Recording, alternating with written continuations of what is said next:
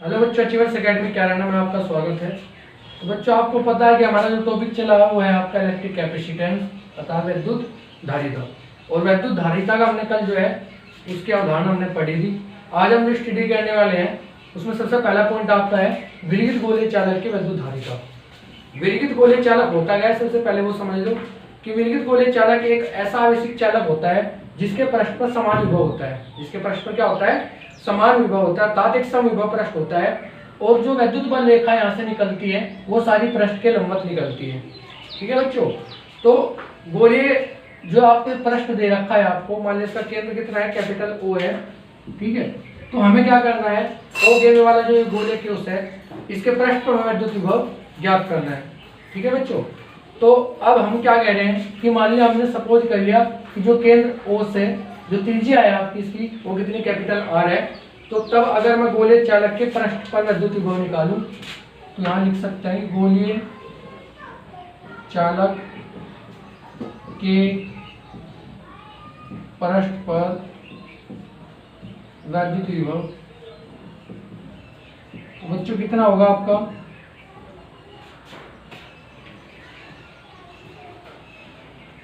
One upon 4πε0। अगर आवेश कितना क्यू है तो कितना हो जाएगा, क्यू अपॉन कैपिटल आर।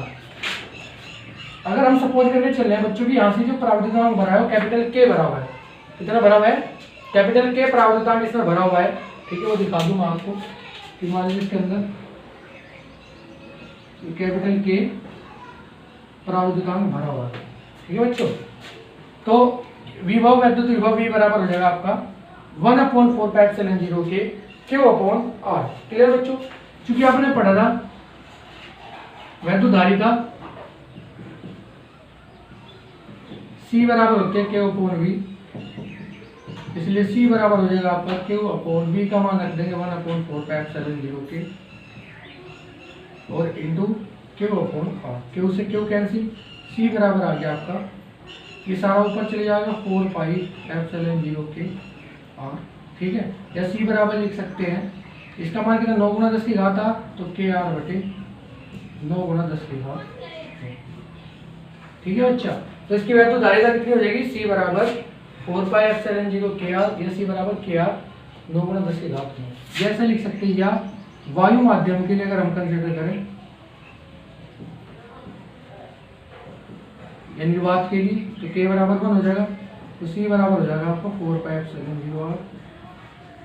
ठीक है, या C बराबर हो जाएगा आपका R बटे 9 गुना 10 की घात 9। ठीक है बच्चों, और ये फैरेड में आपका आ जाएगा अगर आपके मान दे रखे हैं। ठीक है, तो जब आ गया होगा तो हम कह सकते हैं कि जो कोई विद्युत गोलीय चालक आपका होता है उसकी जो विद्युत धारिता होती है वो निर्भर करती है उसकी त्रिज्या पे। उसकी त्रिज्या जितनी ज्यादा होगी उसकी विद्युत धारिता उतनी ज्यादा होगी, उसकी त्रिज्या जितनी कम होगी उसकी विद्युत धारिता उतनी कम होगी। ठीक है बच्चों, क्लियर हो गया होगा।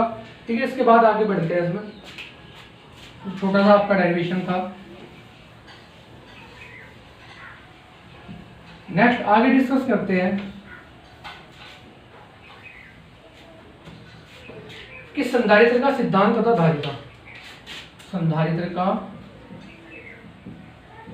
सिद्धांत तथा धारिता। तो मैं इसमें पढ़ना है संधारित्र का सिद्धांत क्या होता है और उसकी धारिता क्या होती है। ठीक है, सबसे पहले मैं हेडिंग डाल दूं इसमें संधारित्र। संधारित्र क्या होता है? ठीक है, तो मैं इसके एक छोटा सा एग्जांपल ले लूं या समझा दूं आपको, जो कल मैंने आपको बताया था उसे थोड़ा सा रिपीट कर दूं कि जब हम किसी चालक को आवेश देते हैं तो वो चालक आवेशों को संचित करता है और एक निश्चित मात्रा तक आवेशों को संचित करता है।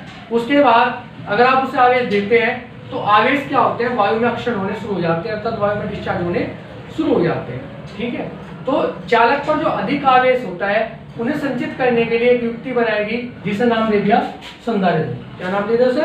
संधारित्र। बात समझ में आ गई? इंग्लिश में क्या देते हैं बच्चा? कैपेसिटर। क्या क्या देते हैं इसे? कैपेसिटर। ठीक है भाई, तो मैं दोबारा बता दूं आपको कि जो वो अधिक आवेश आपका दे रहे हैं, जो आपका अक्षरण हो रहा है जिस आवेश का, तो उस आवेश को संचित करने के लिए एक युक्ति बनाएगी जिसे क्या कहते हैं हमने, संधारित्र कह दिया। तो कह सकते हैं संधारित्र की परिभाषा क्या होगी? संधारित्र एक ऐसी युक्ति है जिसमें चालक के आकार में वृद्धि किए बिना उस पर पर्याप्त मात्रा में आवेश को संचित किया जाता है। बात समझ में आ गई? दोबारा समझ लेंगे कि संधारित्र की परिभाषा क्या होगी कि संधारित्र एक ऐसी युक्ति है जिसमें चालक के आकार में बिना परिवर्तन किए उस पर पर्याप्त मात्रा में आवेशों को संचित किया जाता है, संधारित्र कहलाता है। तो बच्चों जो है डेफिनेशन में आपको बताते रहता हूँ, ये आप जो है ना आराम से इसे नोट करिए करो कॉपी में और ऊपर नोट्स तैयार करते रहो, बड़ा अच्छा समझ में आएगा। ठीक है, नेक्स्ट आगे हम डिस्कस करते हैं संधारित्र का सिद्धांत। आगे आपका आता है संधारित्र का सिद्धांत। सिद्धांत लेंगे इसका, किस सिद्धांत पर आपका कार्य करता है। ठीक है बच्चों, तो संधारित्र के सिद्धांत के लिए मैं एक डायग्राम तैयार कर रहा हूँ आपका, और इसे समझा दूंगा मैं अभी कि हो क्या रहा है इसमें। आपने जो है ना बच्चों विद्युत परिवहन का सिद्धांत आपने पढ़ा था, पढ़ा नहीं पढ़ा था कि आवेशों किसी को आवेशित करना है, आवेशन की विधियों में आपको कराया गया था परिवहन का सिद्धांत कि परिवहन का सिद्धांत क्या होता है आपका। ठीक है बच्चा, सबसे पहले आप ये समझ लो कि अगर मैं विभव का सूत्र निकालूं C बराबर Q अपॉन V होगा, यहाँ से V बराबर क्या हो जाएगा आपका Q अपॉन C। या मैं कह सकता हूँ कि अगर किसी चालक को आप Q आवेश दे रहे हैं तो Q आवेश देने पर उसमें V विभव उत्पन्न हो रहा है। ठीक है, और चालक मान लिया कोई, इसका नाम A दे दिया आपने और इसे नाम क्या दे दिया B। तो पहले मान लिया कंसिडर कर रहे हैं भाई A को जो है ना अधिकतम धनावेश क्यों दे रहे हैं, उसमें V विभव उत्पन्न हो रहा है, तो V बराबर हो जाएगा आपका Q अपॉन C। ठीक है बच्चों, यदि इस धनावेशित चालक के निकट हम क्या करें, अन्य आवेशित चालक B रख दें, तो B रखने के बाद क्या होगा कि अनावेशित चालक के निकटवर्ती पृष्ठ प्रेरण के कारण उस पर क्या उत्पन्न हो जाएंगे, ऋणावेश उत्पन्न हो जाएंगे। बात समझ में आ गई? क्या उत्पन्न हो जाएंगे, ऋणावेश। ठीक है, तो होता क्या है बच्चों, क्योंकि धनावेश क्या करेगा, धनावेश को तो दूर भेज देगा, ये आपको बता रखा कि धनावेश को क्या करेगा, दूर भेजेगा और ऋणावेश को अपने ओर आकर्षित करेगा। तो हम कह सकते हैं कि जो आपका चालक B है उस पर आपके ऋणावेश उत्पन्न हो जाएंगे। ठीक है, तो ऋणावेश उत्पन्न हो जाएंगे, उसके बाद हम क्या करते हैं कि चालक B के निकटवर्ती पृष्ठ का ऋणावेश चालक A के विद्युत विभव को कम कर देगा। तो B क्या करेगा, जो A का विद्युत विभव है उसे कम कर देगा, जबकि दूरवर्ती जो पृष्ठ है ये धनावेश जो आपका है विद्युत विभव को ये बढ़ाता है। ये तो विद्युत विभव को बढ़ाएगा और ये क्या कर देगा, इसमें विद्युत विभव को कम कर देगा। ठीक है, अतः चालक A को विद्युत विभव में कमी हो जाती है। हम कह सकते हैं भाई A के जो है ना विद्युत विभव में कमी कर दी किसने, B ने।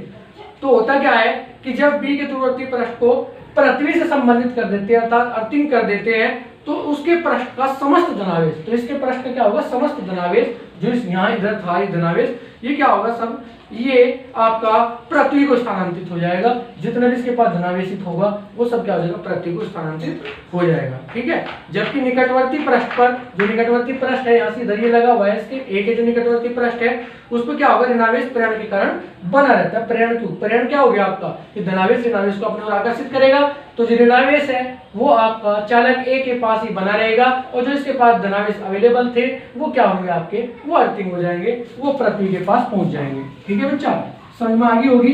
और ये क्या करेगा, ऋणावेश विद्युत A के जो है विद्युत में कमी कर देगा। ठीक है, बात समझ में आ गई, क्लियर है बच्चों। तो A के विद्युत विभव में पहले से अधिक कमी हो जाती है, जिसके परिणाम स्वरूप चालक A की विद्युत धारिता में वृद्धि हो जाती है। क्योंकि अगर हम पढ़े, देखो अगर मैं सिंपल सा सिद्धांत तो C बराबर क्या होगा, Q अपॉन V। अगर V आपका डाउन जा रहा है तो C आपका इंक्रीज हो जाएगा। ठीक है, बात समझ में आ गई। Q को हमने नियत रखा, आवेश तो नियत रखे हमने, लेकिन अगर ये आवेशों के आदान प्रदान के कारण V में कमी होगी तो आपका C क्या हो जाएगा, बढ़ जाता है। तो हमने यहाँ से कोई आकार परिवर्तन नहीं किया, न तो मैंने इसका आकार बढ़ाया, इसका आकार बढ़ाना घटाया, और फिर भी क्या हो रहा है, यहाँ से विद्युत विभव में परिवर्तन हो रहा है, विद्युत विभव में कमी हो रही है, और जिसके कारण क्या होगा, यहाँ से विद्युत धारिता आपकी बढ़ रही है। बच्चे की बात थोड़ा सा और समझ लो, छोटी सी बेसिक सी लैंग्वेज में 2-4 लाइन में आपको समझा दूं कि सबसे पहले हमने क्या काम करा, एक धनावेशित प्लेट A ली जिस पर हमने Q धनावेश दिए और उसमें भी विभव उत्पन्न हो गया। ठीक है, हमने क्या काम करा, चालक A के पास तो दूसरा चालक B लेकर आए जो कि अनावेशित है। जैसे आप B अनावेशित चालक किसी आवेशित चालक के पास लेकर आए जिसके पास धनावेशित, तो ये क्या काम करेगा, जो इसके ऋणावेश है उसे तो अपनी ओर आकर्षित कर देगा और धनावेश को क्या करेगा, बाहर की ओर धकेल देगा। ठीक है, तो इसके बाद हम क्या देखते हैं कि जो आपका A है, जो आपका A पृष्ठ है उसके विद्युत विभव में कमी आ जाती है। ठीक है, और B के पास जो धनावेश है, बी के पास जो धनावेश है दूर चले जाएंगे और ए के निकटवर्ती पृष्ठ पर ऋणावेश आ जाते हैं। बच्चों इसके बाद होता क्या है, जैसे आप इसे अर्थिंग करेंगे, पृथ्वी से जोड़ देंगे, तो होता क्या है बच्चों कि जितने धनावेश इसके पास होंगे वो सारे के सारे आपके अर्थिंग हो जाएंगे। तो बी के धनावेश पृथ्वी को चले जाएंगे और हम कह सकते हैं कि ए के विभव में कमी आ जाएगी। बात समझ में आ गई? तो विभव में कमी आई, वी में कमी आई, तो इसकी जो धारिता है वो बढ़ जाएगी। ठीक है, फॉर्मूले के अनुसार। बात समझ में आ गई भाई? तो हम कह सकते हैं इसका सिद्धांत क्या हो सकता है कि यदि किसी आवेशित चालक के निकट पृथ्वी से संबंधित एक अन्य चालक रख दे, कोई एक आवेशित चालक है उसके निकट एक पृथ्वी से संबंधित अन्य चालक रख दे, तो वह पहले चालक के वैद्युत विभव को निरंतर कम करता है, जिससे उसकी धारिता में वृद्धि हो जाती है, अर्थात उस पर पहले से अधिक आवेश संचित किए जा सकते हैं। यही संधारित्र का सिद्धांत है। तो ये 2 लाइन की आपकी डेफिनेशन है, इसे आप नोट कर लेंगे। ठीक है, तो अगर हम कह सकते हैं कि संधारित्र किसी भी आकार के 2 चालकों को एक दूसरे के निकट रखने पर बना निकाय है, जबकि उन पर आवेश समान परिमाण तथा प्रकृति के हों। तो संधारित्र क्या होगा कि आवेशों के मान तो समान होंगे, लेकिन क्या होंगे, दोनों विपरीत प्रकृति के होंगे, अर्थात एक धनावेश होगा, एक ऋणावेश होगा। सेकंड पॉइंट कि दूसरे वाला जो होगा वो हमेशा पृथ्वी से जुड़ा हुआ होगा। ठीक है, तो इस संरचना के द्वारा, इस आकृति के द्वारा हम क्या कर सकते हैं, आकार में परिवर्तन किए बिना हम क्या कर सकते हैं, उसकी वैद्युत धारिता में वृद्धि कर सकते हैं। बच्चों समझ में आ गया होगा? ठीक है, तो ये था आपका संधारित्र का सिद्धांत तथा धारिता, बिल्कुल बेसिक लैंग्वेज में आपको बताया गया। ठीक है, इससे आगे हम बढ़ते हैं संधारित्रों के प्रकार, कि संधारित्र आपके कितने प्रकार के होते हैं।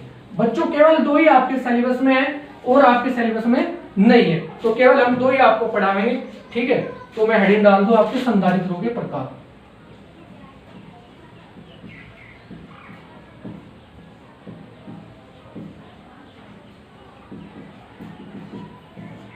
तो संधारित्रों के प्रकार कितने होते हैं मैं लिख दूं इन्हें। ठीक है, बात समझ में आ गई होगी, मैंने लिख रहा हूं, और जो सा आपके सिलेबस में है केवल वो मैं आपको करा दूंगा। पढ़ने को तो बहुत कुछ है। ठीक है, पहला होता है समांतर प्लेट संधारित्र। समांतर प्लेट, और नाम से भी क्लियर होते चलेंगे, समांतर प्लेट संधारित्र। ठीक है, दूसरा होता है गोलीय संधारित्र, गोलीय संधारित्र। तीसरा होता है आपका बेलनाकार, बेलनाकार संधारित्र। नेक्स्ट होता है आपका वैद्युत अपघट्य संधारित्र, वैद्युत अपघट्य संधारित्र। ठीक है बच्चे, तो वैद्युत अपघट्य संधारित्र। और लास्ट होता है वेरिएबल कैपेसिटर, से बोल देते हैं परिवर्ती संधारित्र। बहुत इंपॉर्टेंट है ये, एग्जाम में तो आता नहीं ना, ये आपके सिलेबस में है, लेकिन बहुत जगह भी होता है आपके यहाँ। परिवर्ती संधारित्र, परिवर्ती संधारित्र। तो ये 5 प्रकार के आपके संधारित्र हैं। सिलेबस में केवल आपके 2 हैं, समांतर प्लेट संधारित्र और गोलीय संधारित्र।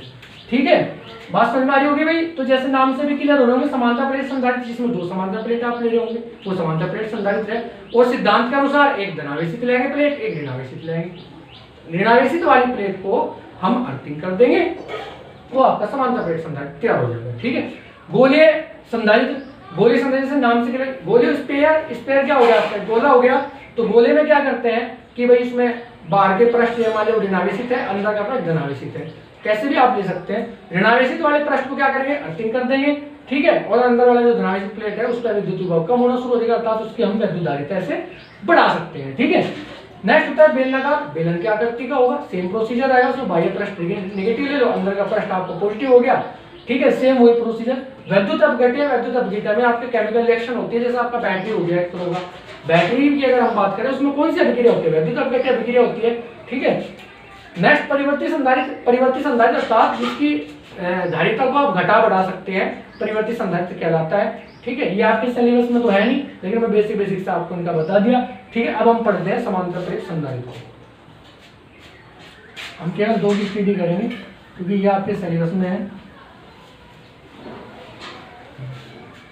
तो नंबर 1 डिस्कस करते हैं बच्चों, समांतर प्लेट संधारित्र।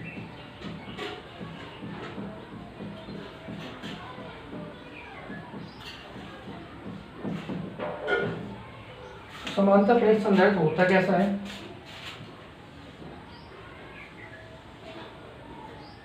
इस तरह की इसकी कुछ स्ट्रक्चर होगी आपकी, ये दो समांतर प्लेट आपकी लगी होगी इसमें, ठीक है बच्चों।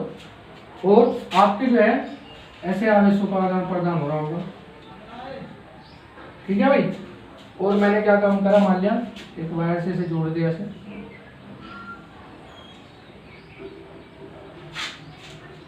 और इसके नीचे लगा दिया कि स्टैंड, इसे रोकने के लिए, इसे सपोर्ट के लिए एक स्टैंड यहाँ लगा दिया गया, और एक वायर यहाँ से ऐसे निकाल दिया, ठीक है बच्चों।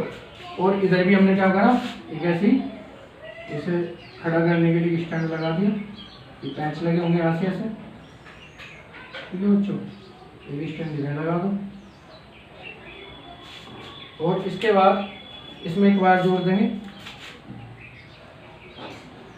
जो क्या हो गया आपकी अर्थिंग हो जाएगी, पृथ्वी से संपर्कित हो जाएगी, ठीक है। तो बच्चों दले वाली हमने कैसे करी, पृथ्वी से संपर्कित कर दी, आपकी पृथ्वी से कनेक्ट कर दी। इसके बाद का देखेंगे सर प्रोसीजर कि इसमें एक वायर लगी होगी ऐसे, ये वायर ऐसे लिपटी होगी इसमें, ठीक है बच्चा। और इधर भी आपकी वायर जिसे आवेशों प्रदान हो रहा है, ये चालक कह दो या वायर कह दो, बात एक ही है, ये लगी होगी इसमें, ठीक है भाई। तो इसके बाद इसमें देखेंगे ये माइनस क्यू आवेश हो गए, ये आपके प्लस क्यू आवेश हो गए, ये आप यहाँ दिखा दो, ये आप कैसे जा रहे होंगे आवेश, ठीक है। ये वाली प्लेट धनावेश है, इधर धनावेश दिखा दो, ठीक है जी। ये वाली प्लेट ऋणावेश है तो इस पर ऋणावेश दिखा देंगे,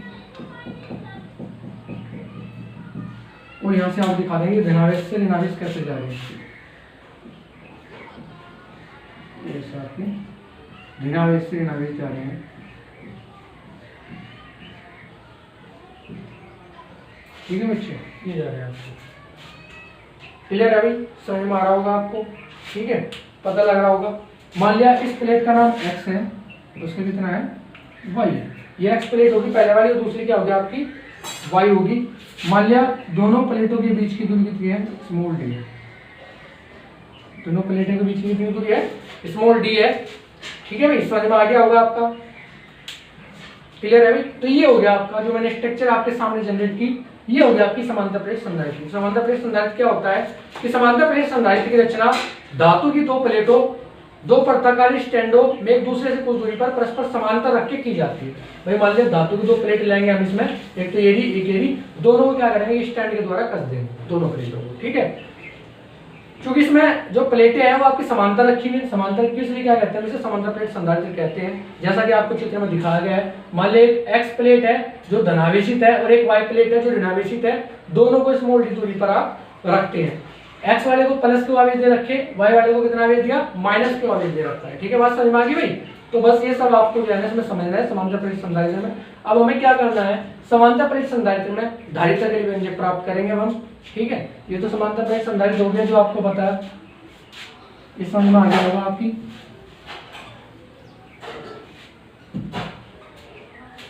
तो नेक्स्ट है आपका समांतर प्लेट संधारित्र की धारिता के लिए व्यंजक। तो समांतर प्लेट संधारित्र की धारिता के लिए आपको व्यंजक प्राप्त करना, मान लिया ये आपकी प्लेट है ऐसे, जैसे पहले ली थी x और ये क्या हो गया आपकी y। शॉर्ट में डायग्राम तैयार कर लेंगे, अब हमें बड़ा डायग्राम बनाने की जरूरत नहीं है। यहाँ प्लस के आवेश हो गए तो ये आपका हो गया, ठीक है भाई, बात समझ में आ रही होगी, क्लियर है बच्चा। तो ये प्लस ये प्लस ये प्लस ये प्लस ये प्लस ये माइनस माइनस हो गया, ठीक है भाई, ऐसे लिखा लें,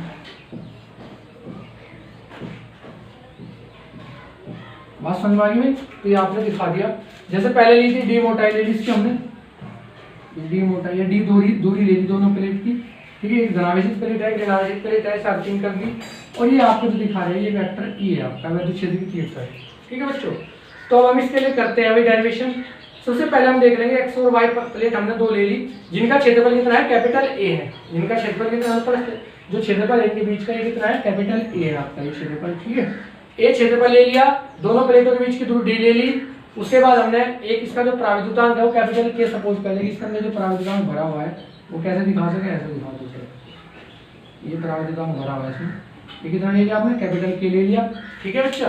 कैपिटल के प्राविद्युतांक इसके अंदर भरा हुआ है, x को प्लस क्यू आवेश देंगे, जैसे आप x को प्लस क्यू प्लस आवेश देंगे तो y पे ऋण आवेश उत्पन्न होगा, और जो y के धन आवेश है वो क्या हो जाएंगे आपके ग्राउंडिंग हो जाएंगे, अर्थिंग हो जाएंगे। बात समझ में आ गई भाई, क्लियर है। आपने फॉर्मूला पढ़ा होगा पृष्ठ आवेश घनत्व का, तो अगर कोई दो समांतर प्लेट है उसके लिए पृष्ठ आवेश घनत्व आपको निकालना हो तो सिग्मा बराबर होता है क्यों, ये क्या था, पृष्ठीय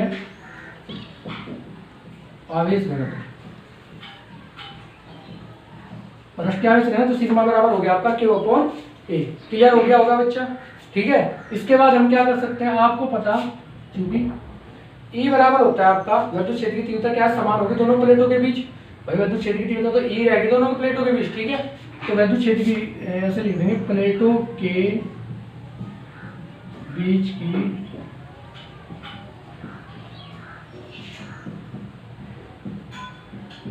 विद्युत क्षेत्र की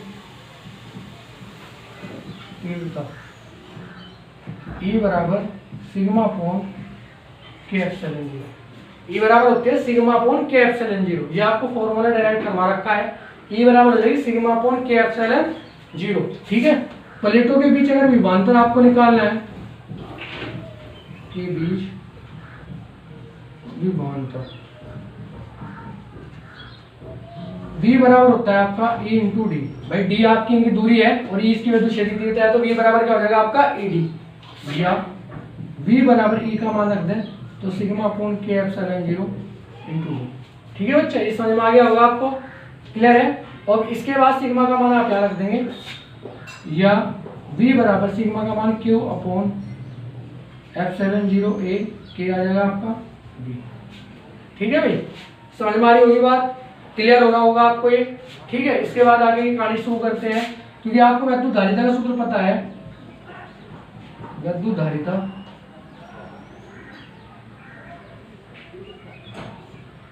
धारिता का सूत्र क्या था, C बराबर Q अपॉन V, तो C बराबर Q अपॉन V मान रखेंगे, C बराबर Q अपॉन V का मान कितना है आपका Q upon epsilon zero A के ओ डी, Q से Q गया, ये ऊपर पहुंच जाएगा, C बराबर हो जाएगा एप्सिलॉन जीरो A के अपॉन डी। तो ये आपकी विद्युत धारिता का सूत्र आ गया, किसकी, समांतर प्लेट की विद्युत धारिता का सूत्र। बात समझ में आ गई भाई, ठीक है। वायु या निर्वात माध्यम के लिए अगर मैं डिस्कस करूं, वायु या निर्वात माध्यम के लिए क्या हो जाएगा आपका भाई, K बराबर 1 हो जाएगा, तो जैसे ही K बराबर 1 हुआ तो C बराबर हो जाएगा आपका epsilon zero A upon D, ठीक है बच्चा। तो ये आपका आ गया विद्युत धारिता का सूत्र निकल गए, ठीक है। तो हम कह सकते हैं किसी माध्यम के प्राविद्युतांक उस माध्यम में, अच्छा ये क्या हो गया आपका C बराबर epsilon zero A upon D आ गया, बात समझ में आ गई। मैं से लिख सकता हूँ C0, ठीक है। अगर मैं यहाँ से डेफिनेशन निकालना चाह रहा हूँ किसी K की, तो K की डेफिनेशन आप यहाँ से डिस्कस कर सकते हैं कि K को ऊपर लाना इसे नीचे, तो ये आपकी मान ली इक्वेशन 1 होगी, ये 2, अगर मैं 1/2 करूँ तो C अपॉन C0 बराबर A के बटे D बटे एप्सिलॉन जीरो A बटे D से D गया, ये से A गया, तो K बराबर क्या होगा C बटे C0। तो अगर K की डेफिनेशन आप निकालना चाहते हैं यहाँ से निकाल सकते हैं कि किसी माध्यम का प्राविद्युतांक उस माध्यम के माध्यम से संधारित्र की धारिता तथा उसी आकार के वायु संधारित्र की धारिता के अनुपात के बराबर होता है। आप यहाँ से डेफिनेशन निकाल सकते हैं, बात समझ में आ गई। C का फॉर्मूला ऐसे ड्राइव कर देंगे, वायु माध्यम के लिए मैंने फॉर्मूला निकाल के दिखा दिया, तो ऐसे हो जाता है आपका समांतर प्लेट संधारित्र, ठीक है बच्चों। तो आगे नेक्स्ट पॉइंट आपका आता है इसमें समांतर प्लेट संधारित्र में, ये समझ में आ गया होगा आपकी, ठीक है, ये क्लियर हो गया होगा। इसके बाद इसमें नेक्स्ट आता है आपका कि जो समांतर प्लेट संधारित्र होता है, जो उसकी धारिता होती है उसे प्रभावित करने वाले कारक, ठीक है। तो हेडिंग हो जाएगी आपकी कि समांतर प्लेट संधारित्र की धारिता को प्रभावित करने वाले कारक। तो कौन कौन से कारक इसे प्रभावित करते हैं? ठीक है बच्चा, तो सबसे पहले तो मैं फॉर्मूला लिख दूंगा, उससे आपको सारा समझ में आएगा। ठीक है, C बराबर हो गया एप्सिलॉन 0 A के बटे D। इसी सूत्र से जो है हम निकालेंगे। सबसे पहला पॉइंट होता है, आप इसे हेडिंग डाल के बड़ा लंबा सा भी दिखा सकते हैं। ठीक है, बात समझ में आ गई। सबसे पहला आपका पॉइंट हो गया कि C A के अनुक्रमानुपाती होता है। C क्या हो गया आपका? A के अनुक्रमानुपाती हो गया। तो अगर किसी समांतर प्लेट संधारित्र का क्षेत्रफल बढ़ता है तो उसकी धारिता भी आपकी बढ़ेगी। इसका ये मीनिंग होगा। तो क्षेत्रफल पे कैसे निर्भर करेगा कि अगर आपका किसी प्लेट का क्षेत्रफल बढ़ाते हैं, उसका क्षेत्रफल आप इंक्रीज कर देंगे, तो क्षेत्रफल इंक्रीज करने के बाद उसकी जो वैद्युत धारिता है वो अपने आप बढ़ जाएगी। हमने किससे निकाला? फॉर्मूले से निकाला। ठीक है, बात समझ में आ गई। ऐसे भी समझा सकते हैं कि सिग्मा बराबर Q अपॉन A, जैसे A का मान बढ़ेगा तो क्या होगा आपका पृष्ठ आवेश, सिग्मा का मान घटेगा। तो सिग्मा का मान घटेगा तो E बराबर होता है सिग्मा बटे K एप्सिलॉन 0, वैद्युत क्षेत्र की तीव्रता का मान घटेगा। और V अनुक्रमानुपाती E होता है, तो जब E का मान घटेगा तो आपका V का मान भी घटेगा, और जब V का मान घटेगा तो C का मान बढ़ेगा। तो मीन्स मैं इसे ऐसे भी दिखा सकता हूँ, अगर आप इसे पूरा प्रॉपर वे में दिखाना चाह रहे हैं कि सिग्मा बराबर आपका होता है Q अपॉन पृष्ठ आवेश। अगर A का मान बढ़ता है तो सिग्मा का मान घटेगा। ठीक है भाई, E बराबर होता है सिग्मा बटे एप्सिलॉन 0, ऊपर जो डेरिवेशन किया। अगर सिग्मा का मान घटता है तो E का मान बढ़ेगा। बात समझ में आ रही भाई? तो E का मान बढ़ेगा, सिग्मा का मान घटेगा, चूंकि E अनुक्रमानुपाती भी होगा, क्योंकि V बराबर ED पढ़ रखा हमने। तो अगर E का मान बढ़ेगा तो V का मान बढ़ेगा, और जब V का मान बढ़ेगा आपका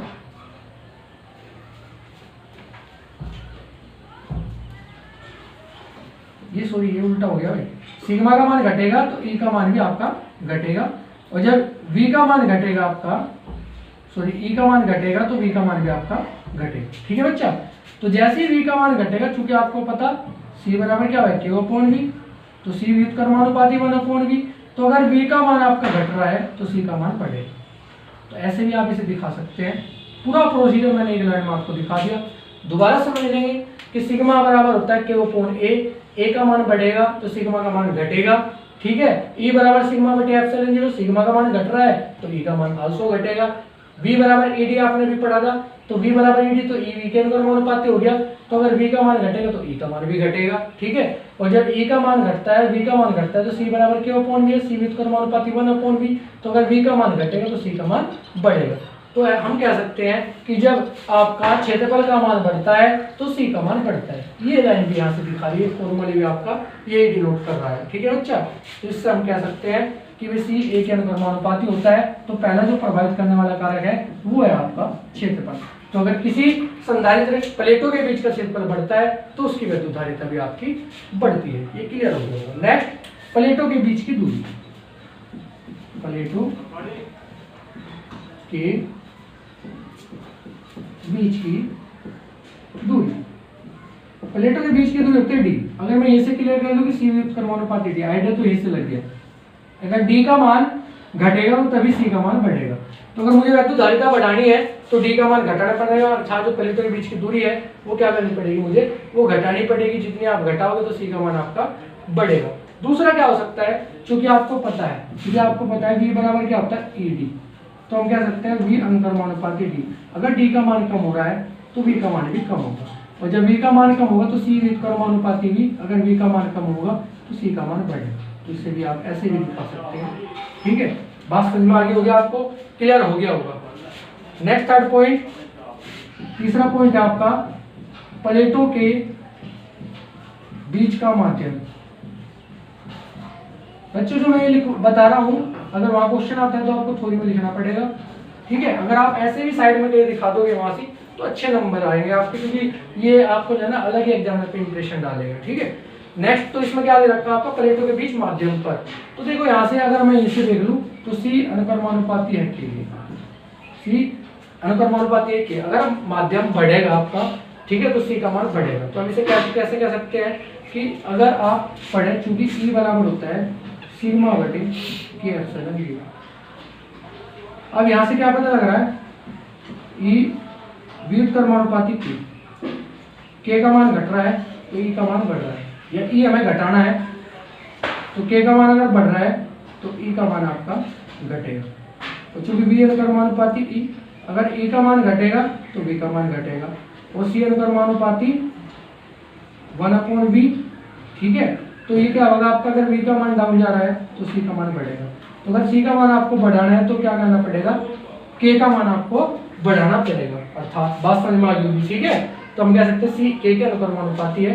इसमें ये आपको मैंने बड़ी अच्छी तरीके से समझा दिया, आपको क्लियर हो गया होगा। तो बच्चों आपने समझ में आ गया होगा, समांतर प्रेरित संधारित्र के मैंने कुछ डेरिवेशन आपको कराया, समांतर प्रेरित संधारित्र बताया कि होता क्या है। सबसे पहले मैंने आपको संधारित्र बताया कि संधारित्र कैसे कार्य करता है, क्या होता है। एक बेसिक सा छोटा सा अगर मैं आपको बताऊं कि संधारित्र होता क्या है, आपको बता दिया गया कि एक ऐसी युक्ति जो अधिकतम आवेश जो आपके होते हैं उन्हें संचित करने के लिए प्रयोग की जाती है बिना आकार में परिवर्तन किए, वो आपकी संधारित्र कहलाती है। संधारित्र का सिद्धांत आपको बताया गया कि मान लीजिए एक धनावेश चालक ए ले ले, एक जो है ना बी, तो अनावेशित चालक ले ले, और जैसे आप उसे ए के पास लेके जाएंगे तो वो क्या करेगा, धनावेश ए बी के जो ऋणावेश है अपनी ओर आकर्षित कर लेगा। अगर आपका बी जो चालक है उसे आप अर्थिंग कर देंगे, प्रति से कनेक्ट कर देंगे, तो होता क्या है कि जो उसके पास धनावेश है वो सारे अर्थिंग हो जाएंगे, प्रति को चले जाएंगे, अर्थात ए के जो वैद्युत विभव है उसमें कमी आ जाएगी। और हमने पढ़ रखा है C बराबर Q/V, जैसे V में कमी आती है तो C का मान बढ़ जाता है, अर्थात वैद्युत धारिता के मान को हम बढ़ा लेते हैं। ये होता है संधारित्र का सिद्धांत, C बराबर Q/V पर काम करता है, ठीक है। इसके बाद मैंने एक विद्युत गोले चालक लिया था, उसके लिए फॉर्मूला डिराइव करा इसमें आज। V बराबर क्या निकल गया आपका, V बराबर आ गया 4πε0r, ठीक है, वो हमने इसमें डिस्कस किया आज। उसके बाद संधारित्रों के प्रकार पढ़े, प्रकार में हमने जो है आज पढ़ा है समांतर प्रेरित संधारित्र, और कल हम पढ़ेंगे समांतर प्रेरित संधारित्र में एक और रह गया आपका डेरिवेशन, वो कल हम डिस्कस करेंगे। और गोलीय संधारित्र उसमें आप जो है ना कल के लेक्चर में हम डिस्कस करने वाले हैं। समांतर प्लेट संधारित्र में आपको बताया कि दो समांतर प्लेट यूज करते हैं, धनावेशित और ऋणावेशित। ऋणावेशित प्लेट को क्या करते हैं, वो आप एक पृथ्वी से कनेक्ट कर देते हैं, जिससे कि जितने उसके धनावेश होते हैं वो सारे के सारे आपके अर्थिंग हो जाते हैं। और ए का जो धनावेश है, ए का जो विभव है उसमें कमी आ जाती है और सी का मान आपका बढ़ जाता है। सी बराबर Q/V आपने पढ़ा है, ठीक है। समांतर प्लेट की संधारित्र के लिए हमने धारिता के लिए व्यंजक निकाला, वहां से व्यंजक निकालने के बाद हमने स्टडी करी कि अगर आप धारिता को प्रभावित करने वाले कारक कौन कौन से हैं, वो आपको यहाँ बिल्कुल बड़ी अच्छी तरीके से मैंने एक्सप्लेन किए, ठीक है बच्चों। तो आज की क्लास आपकी यही तक, उम्मीद है कि आपको ये लेक्चर बड़ा अच्छा लगा होगा, अच्छी तरह से आपको समझ में आया होगा, ठीक है। इस वर्क को आप जो है ना बच्चों रिटर्न में करते रहे, अपनी कॉपी पेंसिल उठा के रखे, उसको काम करते रहे, जहाँ आपको स्क्रीनशॉट की जरूरत पड़ती है वहाँ स्क्रीनशॉट लेके से काम को जारी रखें। अगर वीडियो अच्छी लगी है तो लाइक करें, चैनल को सब्सक्राइब करें, वीडियो को शेयर करें, ज्यादा से ज्यादा स्टूडेंट्स को इस चैनल से सब्सक्राइब कराएं, जिससे कि उन्हें इस वीडियो लेक्चर का ज्यादा से ज्यादा फायदा हो सके। थैंक यू, धन्यवाद।